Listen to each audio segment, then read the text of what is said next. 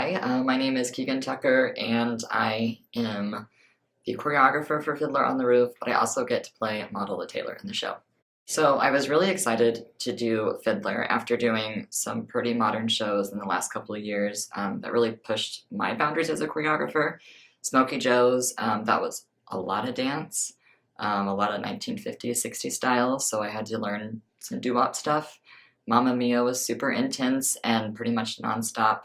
So I was excited to take on a show that initially I thought, okay, we're a little slower paced. And I was wrong. And I also got a little nervous because there's so much that's rooted in the Jewish tradition that I didn't want to just make up choreography to make up choreography. I wanted it to have a reason. So I watched Miracle of Miracles on Amazon, which is a documentary about the producing of Fiddler, the original show. And then I went to YouTube and did some research and found some inspiration from different productions and kind of from that pieced the things together.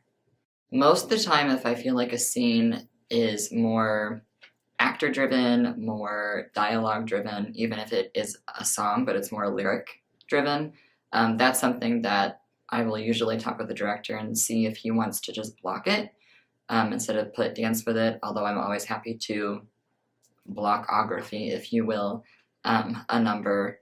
Other than that, I find the more intense, more in-depth dances, and that's where I start first. I like to check those off my list early and teach them early so that we have the most amount of time to rehearse and refine them. So I have my little toolbox, if you will, and the nice thing that we have started doing now is the dance call. So there are 4 basic movements in that dance call that I use in pretty much every show. Grapevine, 3-point turn, jazz square, and a step touch.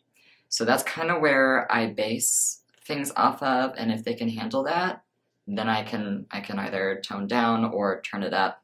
I'm not one who doesn't want to push. I like to push people's abilities and boundaries and make them see that they are capable of more than what they might have thought they were. So I usually try to make the choreography a little bit more on the challenging side, and then if I find that's not working, then we revisit, refine, and go from there. All the big numbers have had their own challenges. Tradition is hard just because it's everybody, and our stage for that number of people is small, especially when you have to include the fact that there's blocking and dialogue that has to happen through part of that song in front of the stage. So how are we going to condense our dancers to make sure there's enough room for the movement, but also for the blocking to be seen and that story to carry on? So that in itself was challenging.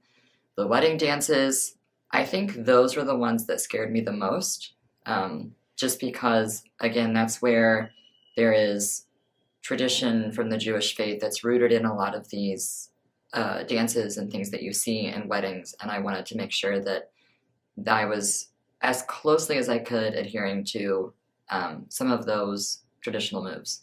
L'chaim is probably the most fun. That one also was challenging and daunting because there's so much music to it, but once we got into it and writing it and just kind of going with the feel of what the whole premise of that song is about was a lot of fun. So I grew up loving the classic musicals. Wizard of Oz has always been my favorite. Mary Poppins, Fiddler is on that list. And so Model was always the character that I was identified the most with. His nervousness, his joy, his gumption, and the fact that he knows what he wants and he knows how to go after it. He's just a little trepidatious to do it. And it takes that support from those around him to get there and make it happen. So when I found out that we were doing this show, I was like, oh, thank goodness, because I'm about to age out of Model, and my time is coming to an end. So it was like the perfect moment. So this year we did some dialect work, which has been interesting and fun. Did I mention interesting? Because it's more interesting than fun. So that was one thing, diving into the dialect. Doing some research on the character, again, kind of looking at the information that I got from the Miracle of Miracles documentary, watching the film and seeing some of his own mannerisms in that, and then taking those elements and figuring out, okay, how can I put those in my body? How can I make them my own?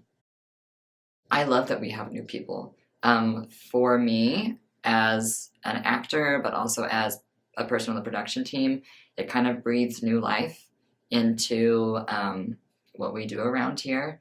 And it's kind of nice to always come back home and see the people that a lot of them I grew up doing theater with, and now I'm on the other side with them as the adult and part of the creative team. So that's cool. But making new friendships and kind of being a part of the team that helps build those friendships and create those, it's really special.